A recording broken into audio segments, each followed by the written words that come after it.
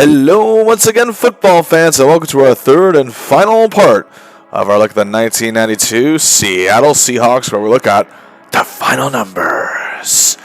And indeed, yes, we are going to start with the offense. The quarterbacks. Yes, the biggest gang of pathetic pivots this side of the 98 Eagles.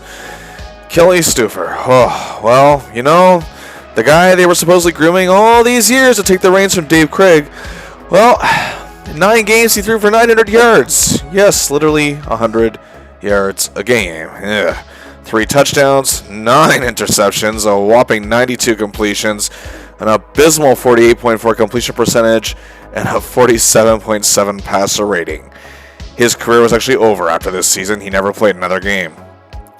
Top prospect, Dan McGuire. Yes, indeed, we tracked him good in 2 games, 116 yards passing, no touchdowns, 3 interceptions, 17 completions, but hey, a 57.6 completion percentage, and a 25.8 passer rating. He'd actually played 9 more games over the course of 2 seasons for the Seahawks. Then in 1995, played 1 game and threw 1 pass for an incompletion for the Dolphins, and that was the end of his career. And last, and well, I guess maybe perhaps not least, Stan Gelbaugh. Played 10 games. He probably was the better of the 3. He was supposed to be the 3rd stringer. 1,307 yards passing, 255 completions, a horrendous 47.5 completion percentage, but he might as well be Tom Brady compared to the other 2. He would only see 1 more game of action over the next 2 seasons with Seattle, and after a year away, well, he returned to the Hawks in 96 and played 1 game and retired thereafter. Combined, they passed for 2,323 yards, worst in the entire league, completed 48.3% of their passes, dead last, 9 touchdown passes, 23 interceptions, 48.9 passer rating, dead last. Put it this way, the second worst passer rating in the league was the New York Jets with a 57.2. And the crazy thing is, Dave Craig outlasted all 3 of these guys in his NFL careers. He played his last game on November 22nd, 1998, as a backup for the Tennessee Oilers, retiring after the season at the age of 40. Again, I understand that they probably had to move on from Craig eventually, as I said before. But it was clear nobody was ready to take the reins. They could have kept them a little longer until they found the right guy. I think that was the biggest problem here. Craig did have a good year in KC and got the Chiefs to the playoffs. However, a year later, the Chiefs acquired Joe Montana, so needless to say, Craig became a backup. Then it was 3 straight 1-year stints. He was a backup for the Detroit Lions in 1994, but was 5-2 as a starter and had great numbers. He played all 16 games for the Cardinals in 1995, but it's the Cardinals and it's the 90s. You can probably figure out how well that season went. But he still played decent under the circumstances. Same for a stint in Chicago for the mediocre Bears team in 1996. He ended his playing career playing a combined 13 games for the Oilers over 2 seasons, helping mentor future 3-time Pro Bowler Steve McNair. In the final 7 seasons of his career, he was 28-28 as a starter, threw for 1,215 yards, 66 touchdown passes, and 51 interceptions, a good ratio, 58.2 completion percentage, a decent 79.8 passer rating. Hey, he was top 10 in passing yards in 1995 and top 10 in completion percentage in 1996. He was inducted into the Seattle Seahawks Ring of Honor in 2004. Back to the Hawks now, this 1992 season and their backfield. The only real highlight of their offense, Chris Warren. He showed tremendous hustle out there. And John Williams, once again, was the big workhorse, too. Warren, however, rushed for 1,017 yards, averaged 4.6 yards a carry, which was tied for 6th best in the NFL. Literally the only top 10 offensive category any Seahawks player made on this side of the ball. He added 3 touchdowns. John Williams, yet again, he's hustling out there, but again, without a formidable QB, he couldn't reach the numbers that he was used to. He rushed for 339 yards, which is a little surprise. Actually, he led the team in receiving with 556 yards. He scored 3 touchdowns overall. Williams played 1 more season for the Hawks, then spent his final 2 in Pittsburgh, retiring after 1995. Actually, his final game was an appearance in the Super Bowl. For Warren, it was just the beginning, as this was the first of 4 straight 1,000-yard rushing seasons, including having 1,500 in 1994 and became a 3-time Pro Bowler. He went to Dallas in 1998 in a lesser role, as injuries started to add up and his career ended after 1 game with the Eagles in 2000. The Hawks were 20th in rushing yards, and considering how bad this offense is, it's actually not too bad. Now, many say injuries and inconsistencies on the Seahawks receiving core is the main reason why the QBs are so bad. There's a valid argument there, but I think it goes both ways. And obviously the injury to Brian Blades certainly didn't help. I still think even with Blades healthy, this offense still would have been pretty damn bad. Louis Clark, however, started out pretty decent, but was soon nowhere to be found and then injured, missing the last 6 games of the season. In 10 games, he did have 290 yards receiving, 20 catches, and good for 14.5 yards a catch and 1 touchdown.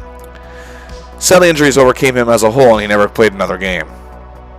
Tommy Kane did play excellently in a few of the 11 games he played, especially in the win against Denver as well as the rematch. He had 369 yards receiving, 3 touchdowns, 27 catches for 13.7 yards a catch. He too sadly never played another game.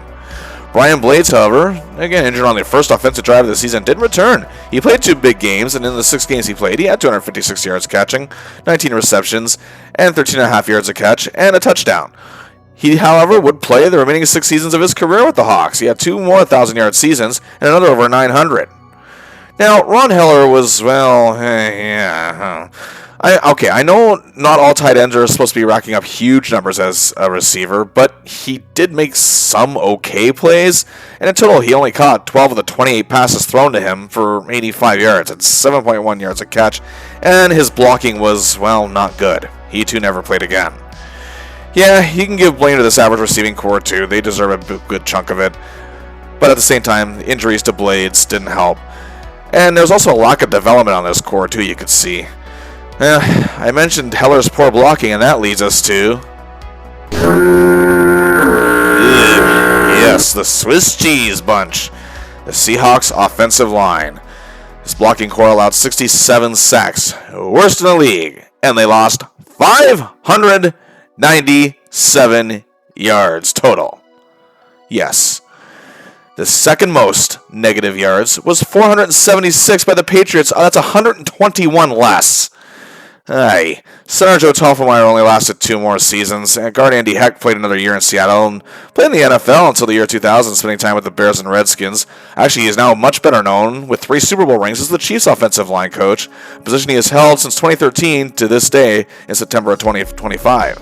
Guard Dark Brills played another season for the Hawks, but finished his career at the Bengals by 1998. Tackle Bill Hitchcock stayed until 1994 and left the game of football completely. Ray Roberts, their first-round draft pick, lasted a little longer than anyone here, staying until 1995, before finishing his career with the Detroit Lions, retiring after the year 2001. Yeah, overall the Seahawks offense, to the surprise of literally nobody, even people who don't know about football, ranked dead last. Passing, receiving, worst in sacks given out, worst in yards lost, but a respectable 20th in rushing. They also scored a mere 140 points, averaging 8.8 a game. Worst offense ever in the 16-game era. The only team in NFL history worse than they are was the 1977 Tampa Bay Buccaneers. Their 3,374 all-purpose yards, worst in NFL history to this day. So was their 14 touchdowns. Truly a putrid bunch if there ever was one. Was any wonder Blades and Warren were really the only ones that make it much further? Well, before we get to the good stuff, let's actually take a quick look at special teams. John Casey, the second-year kicker, well, you don't score too many points if your offense isn't scoring too many points. But he had 56 total. But even so, he honestly didn't play all that well. I mean, granted, early in the season he was okay in the little points they scored, but the later season he had that costly 3 missed field goals game against the Steelers that easily could have been a victory, as he had a 63.6 field goal percentage. That would actually be the worst of his entire career, which would actually go all the way to 2011, not counting the mere 2 games he played in 2002, however. As he did go on to have a fantastic career. He left the Hawks after 1994, joined the expansion Carolina Panthers, and stayed there until 2010. He actually played in the Super Bowl as well, and spent his final year with the Saints, retiring after 2011. Now, Rick Tootin does not get enough credit. He was key for the Seahawks this year. Again, if he was on a better team, I'm sure he'd have a lot more credit, as he gave the defense many advantages bearing teams deep, and was huge actually in the win over Denver. He was out there, very much often, as we know, if you watch part 2, which is why he, at the time, set an NFL record of 4,760 yards punting. He broke Bob Scaparito's record from 1967 with the Denver Broncos, which was 4,713. It has since been broken, but it's still ranked 9th best all time as of 2025. His 44.1 yards a punt was 5th best in the league. He stayed with the Hawks until 1997, even making a Pro Bowl, and ended his career after a 2-season stint with the Rams in 1999. Now to the returners. Ruben Mays, it was a bit of a risky acquisition. Actually, didn't do too bad, all things considered. 311 kick return yards. But yet again, Chris Warren steals the show on the side of the ball. 524 kick return yards, 252 punt return yards. Combined with his 1,017 yards rushing and a handful of receiving yards, he accumulated a total of 1,927 all-purpose yards. That was 4th best in the NFL. Yes, he basically did carry this team offensively, both on special teams and just literally on offense. Yeah, that's what I mean. You see that yards total, and you see how they set a record for worst all-purpose yards? Yes, he literally racked up 57% of this club offensively in terms of yards. Wow. Hey, thankfully we moved to the highlight of this low-light club, the defense. Starting with the awesome defensive line, and of course, we have to talk about the amazing, insane play of Cortez Kennedy. His amazing moves and agility for a man his size struck fear into every QB or even running back they played against, regardless of these sad outcomes. But he was amazing game in and game out. He recorded 14 sacks, which was 9th best in the league. 4 forced fumbles, which was also 9th best. He added 92 tackles. Veteran Joe Nash showed how good he can still be with 4.5 sacks and 67 tackles and great pressure abilities. He retired after 1996, having spent all 15 seasons of his career with the Seahawks. Tony Woods had 3 sacks, 84 tackles, and had some great games. He would lead the Hawks, however, then spent a season with the Rams before ending his career with a 3-season stint in Washington. Meanwhile, veteran Jeff Bryant produced big time, 4.5 sacks, and he also had a fumble recovery, but he would retire actually after the next season in 1993. Kennedy's targets this season saw no one spare. With his 14 sacks, a total of 10 quarterbacks were victimized. His most highlighted game of the year is, of course, when he was named Defensive Player of the Week in the Week 3 win over the Patriots. 3 sacks on Hugh Millen. And he got 3 on Jay Schrader over 2 games with the Raiders, as those 2 were his biggest targets of the year. He got to Randall Cunningham, an all-pro quarterback this season, twice in a heartbreaking loss to the Eagles. Then he got a sack on former multi-Pro Bowler Boomer Esiason of the Bengals on opening week. Then, of course, there's one each as well on future Hall of Famer Troy Aikman of the Cowboys, Broncos rookie Tommy Maddox, Broncos future Hall of Famer John Elway, Steelers Pro Bowler Neil O'Donnell, and had half a sack each on Chargers quarterback Stan Humphries and former teammate Dave Craig of the Chiefs. Now to a really good linebacking core. Yeah, they did have trouble in many games against the run, but overall this was a pretty solid group. Rufus Porter was the man. He was relied on to back up his boys up front on the pass rush. He had 9.5 sacks and 90 tackles and came up with huge performances. He spent 2 more seasons in Seattle and then 2 with the Saints before finishing his career with the Tampa Bay Buccaneers in 1997.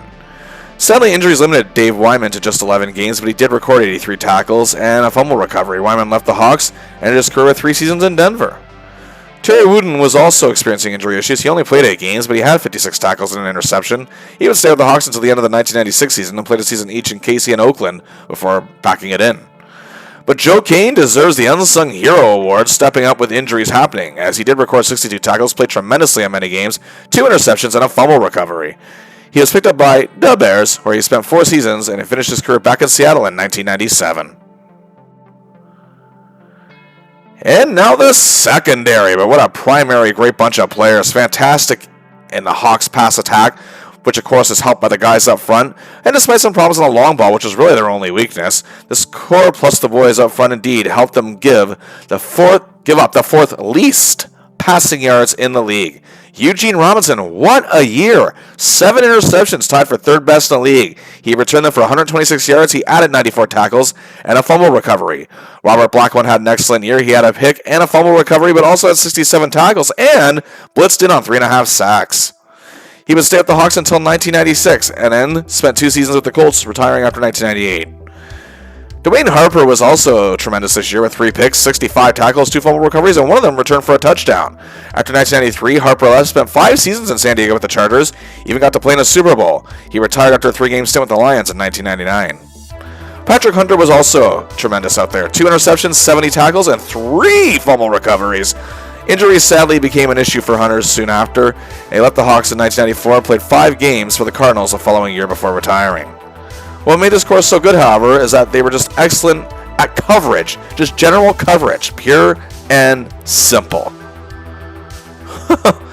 Talk about an insane 180 on the other side of the ball, literally. Statistic experts and Football Outsiders ranked the 1992 Seahawks as the third best defense that season. They had 46 sacks, which was 9th most in the league, 20 interceptions, which was tied for 10th most. They gave up the 4th least passing yards, as I mentioned, only giving up 4.6 yards per play, which was the 4th best ranking in the league, 11th least yards given up in the entire league in overall totals. Not bad for a team that won just 2 damn games all year. They did, however, give up with the 20th most rushing yards in the league. But be that as it may, this team likely does not even win 2 games if not for this defense. And hey, they got 2 Pro Bowl selections out of this, and to surprise of, again, literally nobody. It's both on defense. Cortez Kennedy gets his 2nd straight end overall of what would be 8 in his incredible career. He was also a first-team All-Pro for the very first time. And finally, after 8 seasons, Eugene Robinson gets a Pro Bowl selection. Robinson made the Pro Bowl again the following year, but he left the Seahawks after the 1995 season. He joined the Packers and played in 2 straight Super Bowls, winning the first one. He then played in his 3rd straight Super Bowl as a member of the Atlanta Falcons. He left the Falcons after 1999, however, playing his final season in 2000 with the Panthers. And hey, what about awards? No, seriously, I'm not kidding.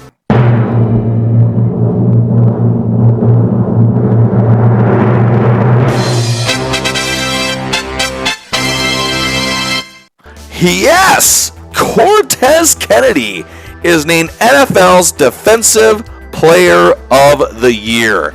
Despite the hardship, despite the tough year for this entire team, he shined through, showed incredible leadership values to boot, and just was amazing on the field game in and game out, giving Seahawks fans really something to cheer for. A well-deserved accomplishment for the big silver lining in the dark cloud of this 1992 season for the Seahawks. He also finished 5th in league MVP voting that year as well, as only 5 players got votes. It shows what he truly meant to the organization. Tom Flores is running out of excuses at this point. He's been the GM since 1989, and the team was actually not that bad when he took over. And this is now the 4th straight season they've missed the playoffs. He hasn't gotten them there once. Now, he thought maybe taking over as coach was a solution, but really it wasn't, despite how good this defense was. Too many decisions seem to be made on the short-term thoughts of everything. He can't fire himself. He is the general manager, so he can stay on as coach. But after the 1994 season, even people above him had had enough. He was gone. He never worked for any NFL team again. Sad that a great football mind like his just couldn't get this team going anywhere. And what's even more puzzling is Larry Kennan kept his job as offensive coordinator for 2 more seasons. No, okay, look. It's not entirely his fault. He didn't have a lot to work with. I would say if Craig stayed on for another year, Seattle would just probably likely had another forgettable average, below average, or mediocre year like they did the year prior.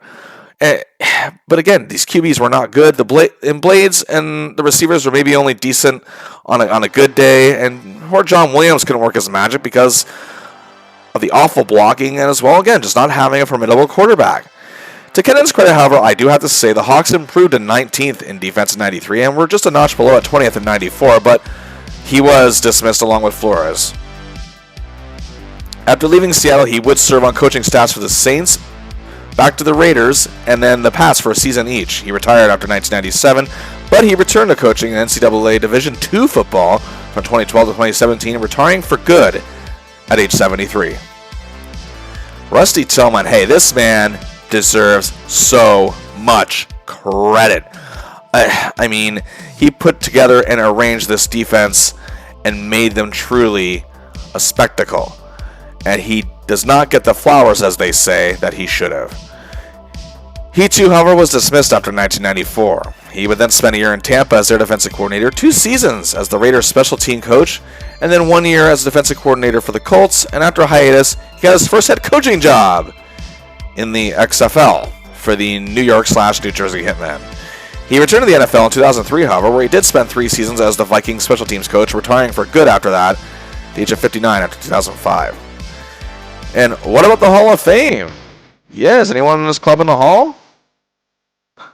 As a matter of fact, yes. Cortez Kennedy. He spent his entire incredible career with the Seahawks, retiring after the 2000 season. He had to wait a bit, but he did finally get his overdue induction in 2012. He's also just one of 4 players in the history of the Seahawks to have his number retired.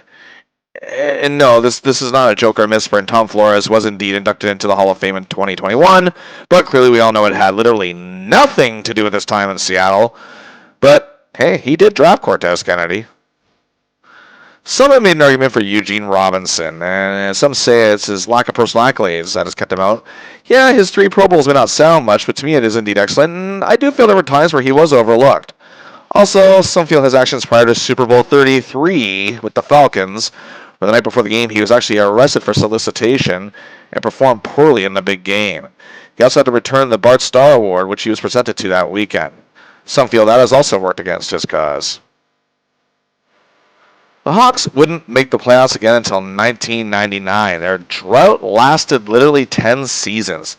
It's however thanks to new head coach Mike Holmgren, formerly of the Packers, that they became a formidable club again. They made it to their first Super Bowl in the 2005 season, and then finally won their first Super Bowl in 2013, and appeared in the big game again the following year.